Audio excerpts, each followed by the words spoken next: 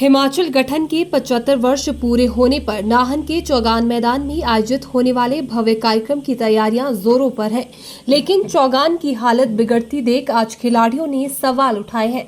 मामले को लेकर अंतर्राष्ट्रीय अल्ट्रा मैराथन धावक सुनील शर्मा की अगुवाई में खिलाड़ियों ने विधायक डॉक्टर राजीव बिंदल से मुलाकात की। वहीं अंतर्राष्ट्रीय मैराथन धावक सुनील ने मीडिया को जानकारी देते हुए बताया कि जब वो सुबह प्रैक्टिस कर वापस लौटे तो उन्होंने देखा कि चौगान मैदान नाहन में जेसीबी के साथ खुदाई की जा रही है। उन्होंने कहा कि मैदान खिलाड़ियों के खेलने के लिए होना चाहिए, न कि इस तरह के राजनीतिक और मेले इत्यादि लगाने के लिए। बड़े बड़े टेंट और एलईडी स्क्रीन लगाने के लिए जेसीबी द्वारा की जा रही खुदाई के विरोध में उन्होंने खिलाड़ियों के साथ मिलकर स्थानीय विधायक डॉक्टर राजीव बिंदल से मुलाकात की, लेकिन उन्होंने कोई समाधान न निकालते हुए उल्टा खिलाड़ियों को ही पाठ पढ़ा दिया। उनका कहना है कि जितना पैसा इन रैलियों पर खर्च किया जा रहा है, इसका कुछ अंश भी अगर खिलाड़ियों के उत्थान के लिए किया जाए तो खिलाड़ी अंतर्राष्ट्रीय स्तर पर मेडल जीतकर देश का नाम रोशन कर सकते हैं। मैं ये कहना चाहूँगा, एक खिलाड़ी होने के नाते मैं एक अंतर्राष्ट्रीय खिलाड़ी हूँ और बहुत से देशों में भारत का प्रतिनिधित्व कर चुका हूँ।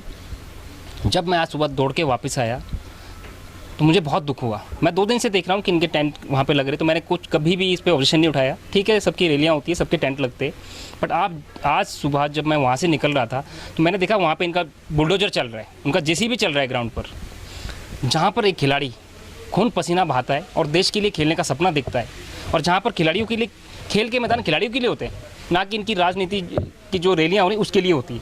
मुझे बड़े दुख के साथ कहना पड़ रहा है कि नरेंद्र मोदी जी ने 4-5 साल पहले एक वादा किया था, जो कहते कि भाइयों, मेरा आपसे मैंने प्रण लिया है, मैंने वादा किया है कि 2022 जब 75वीं वर्षगांठ होगी तब भारत के हर एक नागरिक के पास पक्का मकान होगा। मुझे लगता है शायद ये उसके लिए पक्का मकान बना रहे हैं। जितना पैसा इन लोगों ने इस पर खर्च किया है, अगर उतने पैसों में ये घर बनाते शायद 4 या 5 लोगों के लिए परमानेंट छत मिल जाती, जिसके नीचे एक गरीब इंसान शायद ज़िंदगी भर रह सकता था। 2 घंटे के लिए इन्होंने एक तो ग्राउंड खोद दिया। अभी हाल ही में इन्होंने जब यहाँ पे फुटबॉल का कैंप लग रहा था तो इन्होंने कहा कि फुटबॉल का कैंप यहाँ पे नहीं, चंबा ग्राउंड में होगा, क्योंकि इसमें घास उगानी है। ऐसे हो रही है इसमें घास, जहाँ पे इन्होंने बुलडोजर जेसीबी चला दिया। तो मैं इन लोगों से यही कहना चाहूँगा कि आप खिलाड़ियों के बारे में भी सोचें। नाहन में पहले ही हमारे पास ग्राउंड नहीं है, जो एक ग्राउंड है उसको भी आपने खोद दिया है।